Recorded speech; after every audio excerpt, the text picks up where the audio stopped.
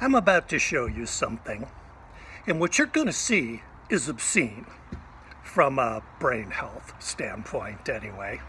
These aren't just any potato chips. They are the greasiest, saltiest, crunchiest chips ever. And boy, are they delicious. About twice a month, these chips are served at a meeting that I attend, and you may wonder, how do I prepare myself to resist that temptation, knowing that those chips are going to be there? Well, the answer is, I don't. As soon as I see those chips, I grab a handful and I shove them into my mouth. Which begs the second question, which is how can I, as a staunch advocate of brain healthy eating, deliver that message with potato chip crumbs all over my face and not be a hypocrite? That's my topic today. Hi, I'm Tony Deering of GoCogno.com, the website for people with mild cognitive impairment. One thing I have often heard neurologists say is that you can do everything right and still get dementia.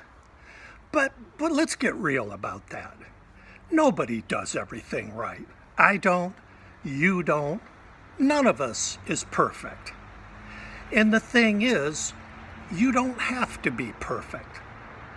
People with mild cognitive impairment have a higher risk of dementia, but there are things they can do to greatly reduce that risk. And the way to do that is with small, incremental improvements in health behavior that add up over time. One good place to start can be your diet. That's where I started because I really needed to make improvements there. Take a look at this chart. This is my personal brain health index score from the Cleveland Clinic about 3 years ago. I would encourage anyone concerned about cognition to go to the Healthy Brain site run by the Cleveland Clinic and get a free brain checkup. I'm including a link in the notes below this video.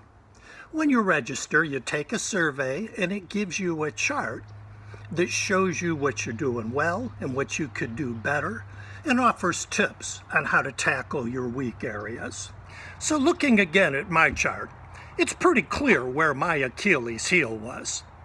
I was good on exercise because I've always been into that. I wasn't terrible in things like sleep or heart health, but diet is where I scored the lowest by far. I needed to improve my diet a lot. But I didn't go out and latch on to some fad diet or buy a book and immerse myself in some radical brain health cleanse. I just started eating a little bit better.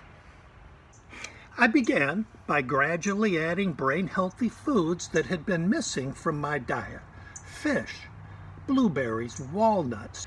Because for me, I find it easier to add a new habit than to break a bad habit. So I started with the low-hanging fruit. And in this case, it literally included fruit. I found that as I started to put good things in my body, it made me less inclined to want to put bad things in my body. I started to eat less red meat, fewer processed foods, less cookies and donuts, and miraculously, I gave up Diet Coke. I would never have thought that was possible for me. Between the ages of 25 and 55, I probably drank a minimum of 2 Diet Cokes a day. And I never believed that I could give up that habit.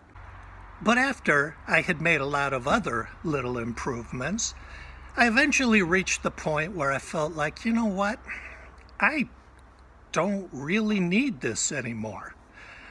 At that point, I was ready to give it up, and I did. So today, I actually eat a pretty brain healthy diet, but it just eased up on me over time. It was never that hard because I just continually found one little thing I was ready to do at that time, and it still amazes me how it compounds over time. Now, as for those potato chips, it appears I'm just not ready to give those up yet. But I only eat them a couple times a month, and that's okay. If you look at the brain-healthy diets, like the Mediterranean diet or the Mind diet, there's really almost nothing on them you can't eat. Fast food, fried food, ice cream sundaes, pizza. You can eat stuff like that. You just need to eat it a lot less often and eat more of the brain-healthy foods. If you're ready to begin that journey, I invite you to get my free guide, 10 Foods to Eat for Better Brain Health and 5 to Avoid. It shows you what to eat more of and less of, and it recommends cookbooks that offer brain-healthy recipes. Just pick one thing you're ready to do and try that. You can get my guide by going to gocogno.com/10foods, and again, I'll include a link to that in the text below the video. Thanks for joining me today, and I hope to see you again next week. Until then, as always, be kind to your mind.